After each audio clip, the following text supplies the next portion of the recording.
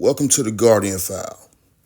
This is where you can kind of get an inside look or view of what actually happens behind prison walls.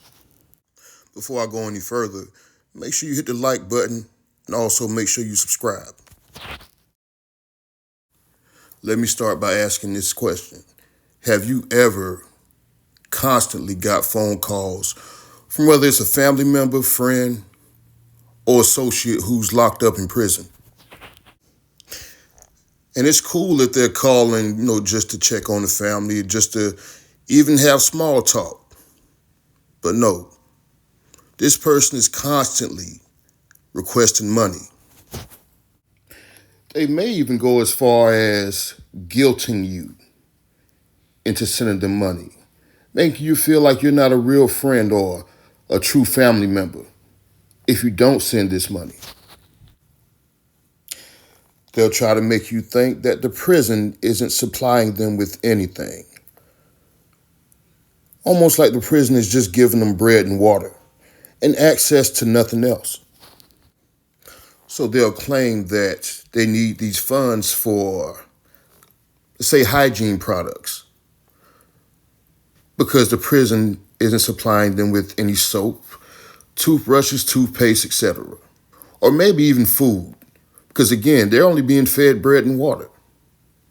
And they'll convince you that this is true.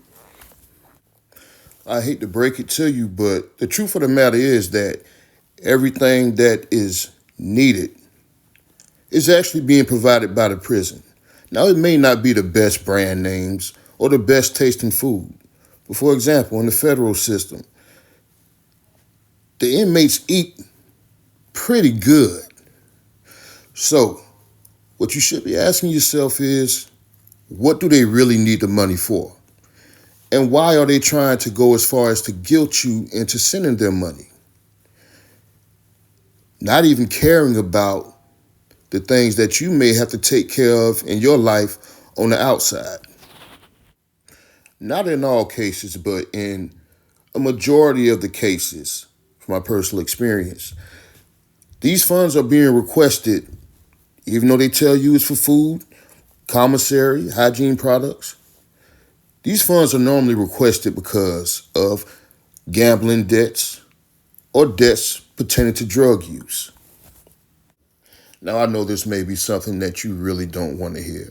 It may even make you feel uncomfortable to hear this. But the truth of the matter is, in many cases, this is the reason why they're requesting money.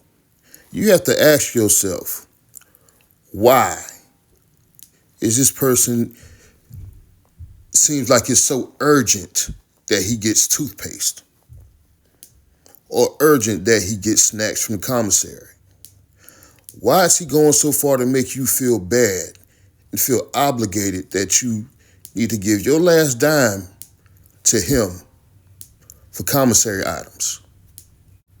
See, what it is that these same vices that these men dealt with before they went to prison, you would think that they would be able to kick the habit because they don't have access. You would think they don't have access to the same things that they have outside of prison. But the truth of the matter is, inside of prison, it's like its own separate society. They have access to many of the same things that we have out here. So they indulge in the same activities that they did before they were locked up.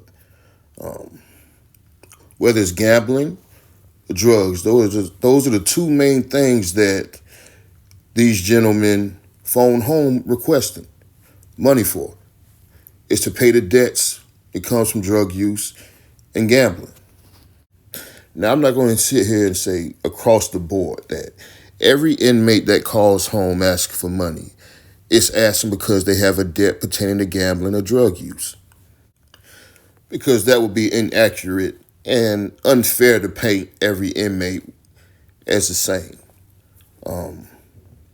The truth of the matter is that a majority of times this is what it's for. See, in prison, when you gamble or use drugs, and if you don't have the access to the funds to pay for it right then and there. It's not like on the street, whereas it may affect your credit score, which will affect you from being able to acquire loans for different things. No. When you can't pay for it in prison, your life is in jeopardy. So it's going to be a little bit more urgency, when you can't pay your gambling debt or debt for drug use. So these gentlemen a lot of times will walk into a situation knowing that they don't have the money to cover themselves. But what they do know is that all they have to do is pick the phone up, give mama, pops, brother, sister, friend a sob story, and they'll be able to convince them to basically sometimes send them their last dime. But I'm here to make you think twice about that.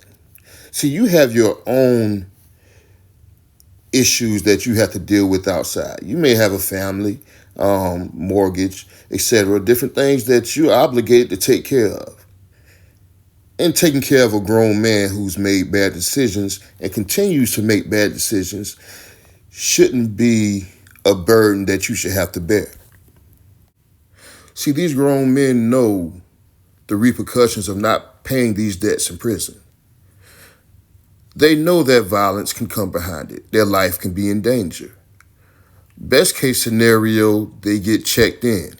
See, being checked in means that they go to solitary confinement, special housing unit, a lockdown, until they're able to come up with the funds for the debt that they owe.